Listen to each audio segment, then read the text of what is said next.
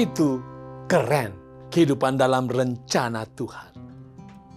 Kematian selalu menyedihkan. Hidup dan tubuh yang mulia, megah, cantik, gagah, dan membanggakan akan hilang dan bahkan hancur. Pada 15-20 menit pertama setelah kematian, permukaan tubuh menjadi pucat, pallor mortis. Itu terjadi karena darah berhenti dan tidak bergerak melalui kapiler, yaitu pembuluh darah yang terkecil di dalam tubuh. Kemudian autolisis, proses dekomposisi atau pembusukan terjadi. Enzim yang bocor akan menghasilkan banyak gas. Karena gas tersebut, ukuran tubuh manusia yang mati akan mengembung. Dan mikroorganisme dan bakteri akan muncul dan menghasilkan bau yang sangat busuk. Setelah memakan usus dan jaringan-jaringan yang di dekatnya, maka bakteri-bakteri ini akan memasuki kapiler, jantung, hingga otak untuk pesta makan mereka. Ilmuwan forensik Gulnaz Javan mendapati bahwa bakteri membutuhkan waktu 58 jam saja atau lebih dari 2 hari untuk menyebar ke hati, merusak, menghancurkan limpa, jantung, dan otak, dan lain-lainnya. Saudara, setelah 4 hari, Yesus datang ke kubur Lazarus dan menyuruh untuk dibuka. Ketika itu Marta berseru, "Tuhan, ia sudah berbau. Sudah 4 hari ia mati." Tetapi pada hari itu, Lazarus hidup kembali.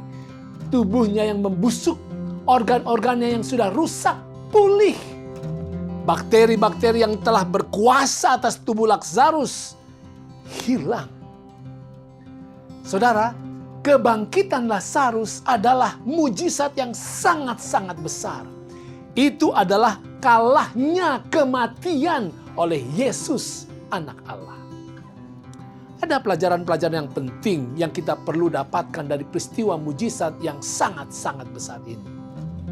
Yohanes pasal 11, 14-15 menceritakan, karena itu Yesus berkata dengan terus terang, "Lazarus sudah mati.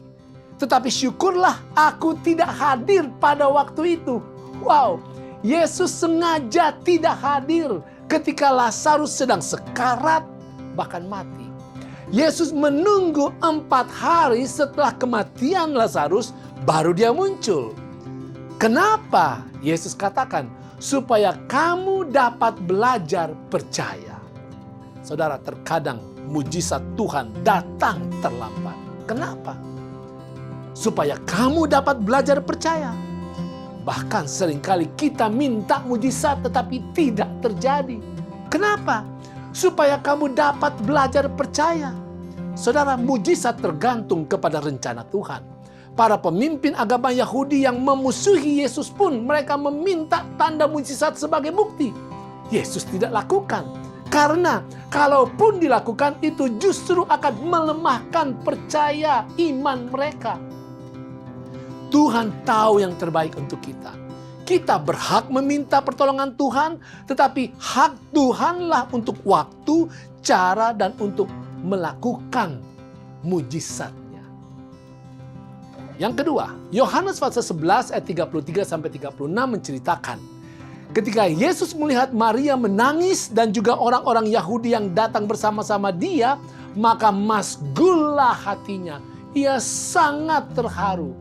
Maka menangislah Yesus. Mengapa Yesus menangis? Karena Maria tidak beriman? Bukan. Karena berkali-kali murid-muridnya tidak beriman kepadanya, Yesus tidak menangis. Yesus menangis karena sedih atas kematian sahabatnya, yaitu Lazarus. Yesus menangis karena tersentuh oleh tangisan Maria dan orang-orang yang berduka cita. Saudara, air mata kita, kepedihan kita, beban dan kesusahan hidup kita sangat menyentuh hati Tuhan.